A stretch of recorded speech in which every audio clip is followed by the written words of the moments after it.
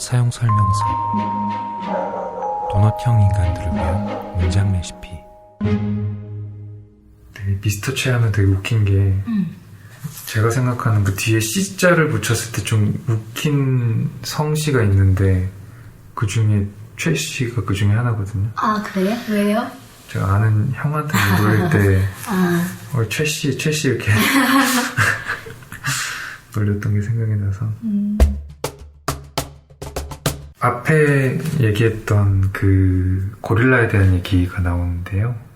근데 여기서 말한 고릴라를 보고 놀라는 인종이 되었습니다 라고 표현을 한 게 네. 그냥 공감을 해서 골랐어요. 나도 이런 인종이 되었네 라는 그냥 네. 그런 기분이 많이 들었었고 그리고 여기서 얘기했던 행복한 가정은 다 비슷비슷하게 행복하지만 불행한 가정은 가정마다 각기 불행하다라는 문장이 있다 라고 했을 때 제가 계속 행복과 불행에 대해서 좀 얘기를 했었잖아요. 네.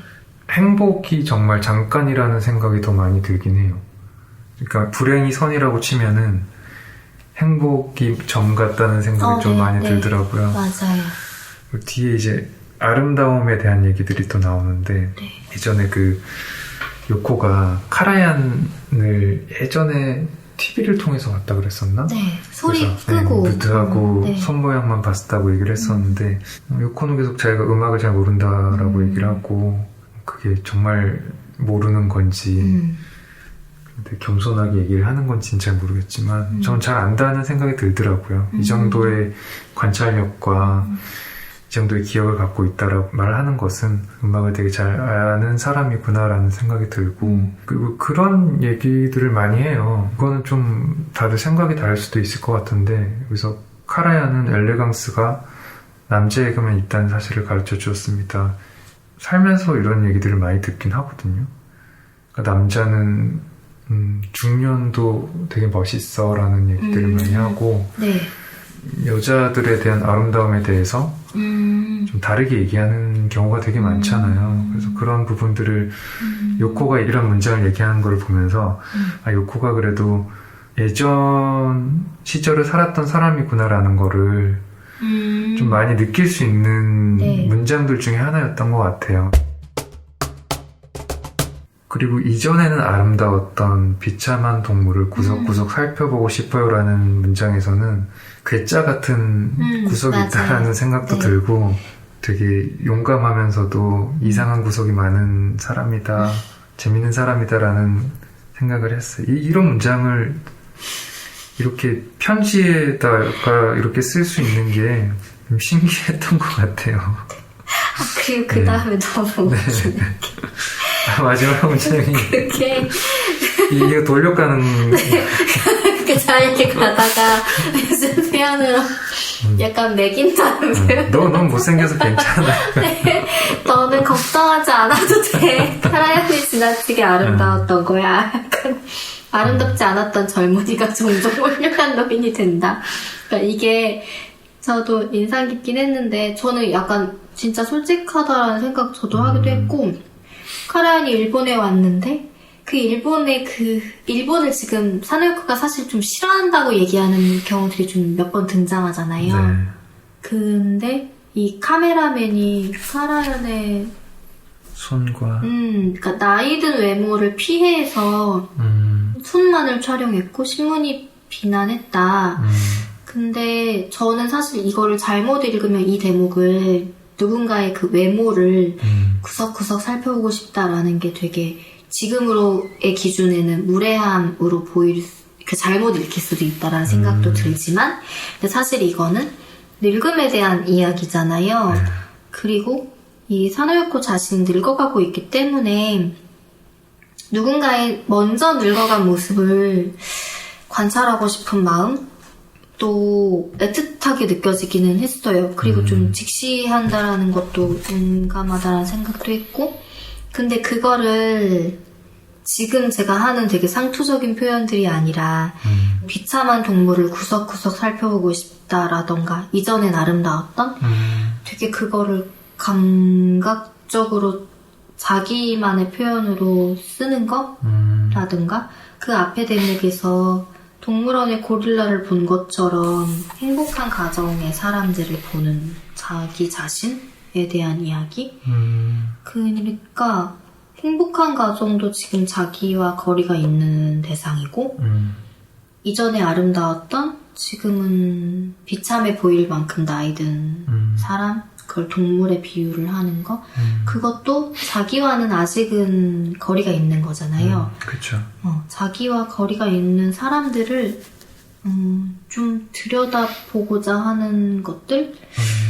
그게 어떻게 보면은 조금 잘못 오바해서 읽으면 사노유코 자신이 좀 어떤 불안감 갖고 있는 게 있는데 불안감이 있는데 그거를 어쩌면 최정우라는 사람한테만 털어놓고 있는 걸 수도 있겠다라는 생각도 들어요. 전반적으로 이 책에서. 왜냐하면 그 행복에 대한 이야기 같은 것도 그렇고 근데 최정우가 보기에 사노유코는 사는 것의 천지잖아요. 그러니까 아마 평소에는 이렇게 속에 있는 어떤 두려움이나 불안함이나 불행에 대한 감정을 표현하지 않았을 것 같은데 다른 사노유코 에세이들이 그렇거든요. 자기는 싫은 건 싫다고 얘기하고 좋은 건 좋다고 얘기하는 사람이야. 오히려 여기에 그 아까 yes, no랑은 또 조금 다른 얘기죠. 네.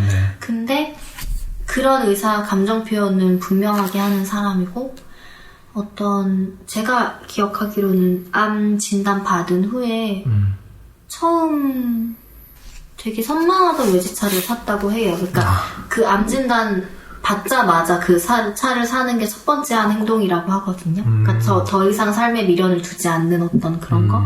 그러니까 되게 과감한 여성인데 이 편집글 안에서는 그 에세이에서 읽었던 이미지랑 다른 얘기들이 되게 많았어요. 지금 생각해보면 그래서 이 책이 조금 더 저한테 가치 있게 느껴졌던 건데 근데 그게 사람이 모순적이라는 게 아니라 막 너무 겉다르고 속다른 거 아니야? 이렇게 읽히지 않았고 그냥 이 사람의 다면적인 모습을 잘 볼 수 있었고 최정우라는 사람이 사노유코가 찬양했을 만한 사람이라는 생각을 했던 게 이 편지를 굳이 공개하려고 하잖아요. 그리고 그걸에 대한 그 논의도 여기 안에 담겨있기도 하고 그런 것도 이거는 자기 혼자만 갖고 있어선 안 되는 글이라는 게 엄청 이 사노유코의 편지에 대한 가치를 알아본 사람이란 생각이 들어서 저는 여기 왜 나온 이력으로 소개되는 최정우는